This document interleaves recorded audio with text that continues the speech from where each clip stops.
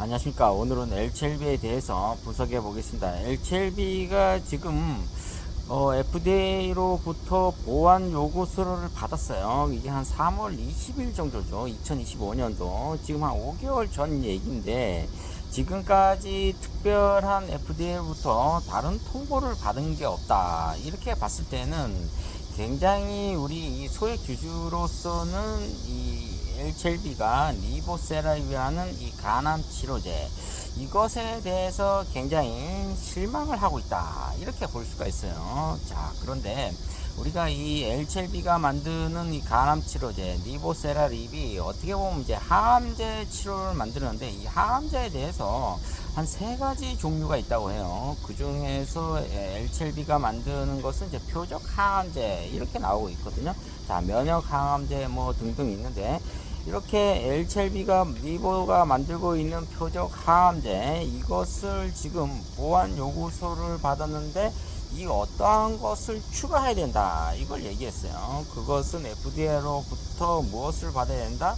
품질, 제품 이런 제조 공정에 대해서 얘기했다. 시기에서 의견 처리되어 있는 팩토리, 이 공장을 의미하는 거고, 두 번째는 과연 이 제품 이 퀄리티라고 그러잖아요. 이 품질이 충분히 만족할 수 있냐, 이것을 두 가지를 논하고 있어요. 자, 이것을 우리가 이 솔루션 해결을 해야 된단 말이에요. 자, LCLB 진영권 회장님이 어떻게 젠틀맨하게 해결을 해야 되냐, 이게 가장 중요한 관점이다.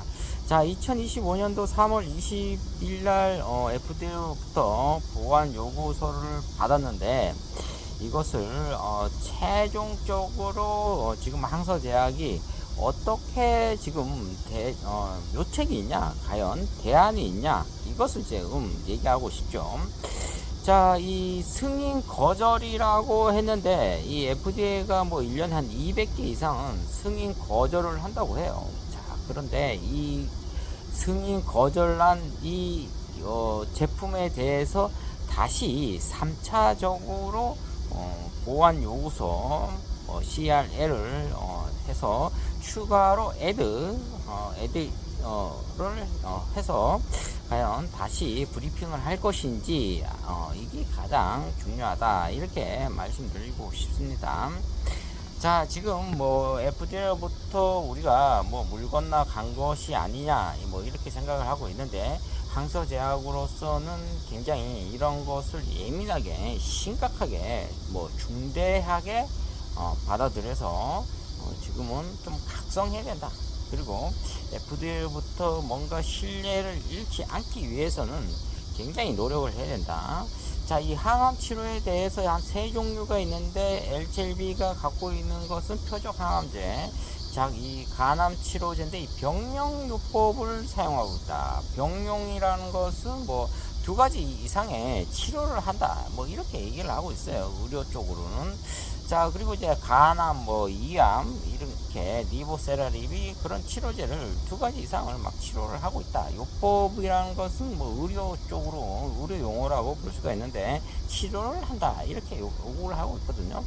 그러면 이제 간단하게 얘기해서 LCLB가 간암 치료제, 표적 항암제, FDA부터 임상 3상을 했는데, 임상도 우리가 조금 짚어가야 될 부분이, 임상 1상 같은 경우에는 한 50명 정도, 많게는 뭐 한 대략 한 2, 30명 정도 가지고 약을 주입해서 어느 정도 반응이 있냐, 그 다음에 임상 2상 같은 경우는 최소한의 약을 이제 주입하는 거죠. 그리고 나서 뭐 어떠한 반응이 있냐, 임상 3상까지 간다는 것은 거의 뭐 확신을 가졌기 때문에, 지금 LCLB 같은 경우는 리보세라비 간암 치료제가 이 글로벌이잖아요. 그럼 전 세계적으로 인구를 대상으로 한 534명 정도 이렇게 임상 실험을 한 걸로 지금 나오고 있어요. 근데 거의 다 한 뭐 50% 이상은 23.8개월 정도 생존할 수 있다, 이렇게 지금 나오고 있거든요. 그럼 랭킹 1위라고 볼 수가 있어요. 자, 이런 좋은 뭐 약을 가지고 있는 이런 기술 테크노트를 갖고 있는 이 LCLB가 과연 이번에 FDA부터 승인이 거절이 났다고 해서 완전히 소멸이 됐다 이렇게는 볼 수 없어요. 지금 이것을 과연 어떻게 더 보완을 하냐, 즉 추가를 하냐, A, D, D, 뭐 I, 뭐 션을 해서 어떻게 이 더하냐, 뭐 무엇보다는 뭐 더하다, 그다음에 추가하다 이런 걸 해서 FDA로부터 신뢰를 얻어야 된다 이렇게 볼 수가 있어요. 뭐 그럼 이제 주가가 이제 42,000원인데 주가를 봤을 때는 뭐 세력들이 빨대를 딱 꽂아가 뭐 지금 한 38,000원에서 42,000원 이 박스권에서 놓을 가능성이 굉장히 높다. 이 가격대를 일단 다두리 형태로 놔둔다 이렇게 보시면 될 것 같습니다. 자, 그리고 이제 가드라인이 좀 있는데 어떠한 이 나라에서는 최소한 이 정도 이 범위를 이제 룰을 정하는 거죠. 자, LCLB가 지금 병용요법의 표적 항암제의 임상 뭐 3상이 있는데 임상이 4상이라는 말도 있어요. 그것은 이제 판매를 했을 때 프리부터 승인이 나서 판매가 됐을 때 그 약을 먹고 또 그 약을 과연 얼마만큼 부작용이 있는지 없는지 이걸 또 임상 4상이라고 말씀드릴 수가 있습니다.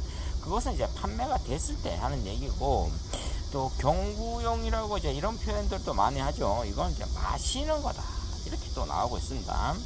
자, 그러면 이 LCLB가 뭐 차트로서는 지금 살짝 무너졌죠. 그리고 나서 이제 내일 월요일 날 또 어떻게 움직일지, 그리고 또 한 38,000원, 42,000원 이 가격대에서 가두리 형태로 갖춰질 가능성이 있다. 박스권으로 놀고 있다. 그리고 이제 뭐 제 3차에 과연 미팅이 있냐는 거죠. 자, 이렇게 우리가 미팅을 해서 충분히 거기에 대한 보완 요소 이것을 제출하는 게 항서제약의 의미다. 우리가 지금 뭐 LCLB만 가지고 진양원 회장님만 가지고 계속 닥달할 수는 없어요. 뭐 마른 행규를 뭐 계속 짠다고 우리가 뭐 무엇이 나오네 안 나오잖아요. 중요한 것은 지금 항서제약인데 이쪽에서는 지금 급할 게 없다 이렇게 나오고 있거든요. 자, 칼라리 준합으로 지금 간헐치료제를 중국에서 이미 판매를 하고 있기 때문에 이게 또 병용요법이에요. 또 이안도 치료할 수 있는 한 가지 약을 가지고 뭐 두 가지 이상을 또 치료할 수 있는 이런 중국의 항서제약으로서는 급할 게 없다 이렇게 자꾸 되면서 딜레이가 될 가능성이 있다. 자, 그러면서 이번에 진양권 회장님이 과연 이 라이센스라고 우리가 또 뭐라고 하냐면은 이 계약이라는 게 또 있거든요. 항서제하고 2034년에 로열티가 또 끝나요. 자, 그렇기 때문에 이 진양원 회장님이 지금 할 수 있는 것은 우리나라에 팩토리, 무균 팩토리를 빨리 증설하는 게 가장 현명하다. 두 번째는 이 리보세라리 이것을 비급여로 판매하는 것도 나쁘지 않다.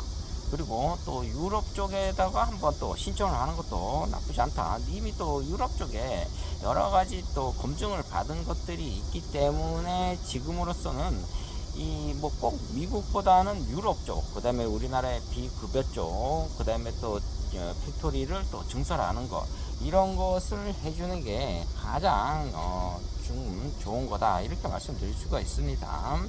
일단 뭐 퀄리티는 그렇게 나쁘진 않아요. 자, 이제 팩토리의 이슈를 잡아서 이 논의를 하고 이 주제에 대해서 해결할 수 있어야 된다. 그리고 또 유상증자해서 또 새로운 공장을 또 신설하고 이러다 보면 이제 셀티리온처럼 주가가 15만원, 뭐 30만원 갈 수 있다. 이렇게 말씀드릴 수가 있습니다. 자, 이제 뭐 관세도 어느 정도 마무리가 돼 가는 것 같고 주식도 어느 정도 계속 우리나라에서 엎치락 뒤치락 하고 있죠. 아주 좋은 현상이라고 볼 수가 있습니다. 자, 오늘 LCLB에 대해서 말씀드렸습니다. 좋아요, 구독 팍팍 찍어주시면 감사합니다.